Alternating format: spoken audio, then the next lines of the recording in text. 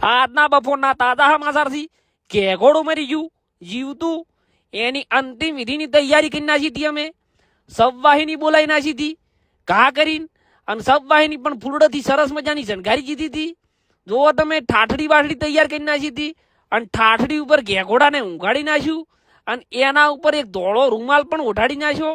ધોળો રૂમાલ ઓઢાડ્યા પછી એના ઉપર ફૂલ વિધિ અમે કરી ખૂબ બધા ફૂલ રાઈને ફૂલ ઉપર વેર્યા જેમ કે સારું લાગે અંતિમ વિધિ સારી થાય પછી અમે ત્રણ હાથ કરી અને ઘેઘોડાને અંતિમ યાત્રામાં મિલી અમે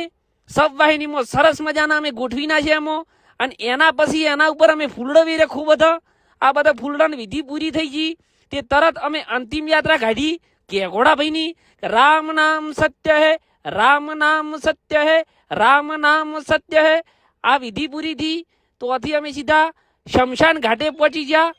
જોવો તમે શમશાન ઘાટે આયા ખાડો પહેલથી જ તૈયાર કરીને રાખ્યો હતો જેમ કે ઉતાવળ ખૂબ હતી છેલ્લી વિધિ હતી તે અમે ખાડામાં ફૂલ કડાક લઈને પાથરી નાખ્યા ખૂબ બધા પાથરી સાઈડમાં અગરબત્તીઓ ઊભી કરી નાખી અને નેસે અમે રૂમાલ પાથરી નાખ્યો ખાડામાં અને પછી અમે ઘેઘોડાને મોય ઊંઘાડી નાખ્યો અને ઊંઘાડીને ઉપર અમે તો હારા એવા ફૂલ પાથર્યા હતા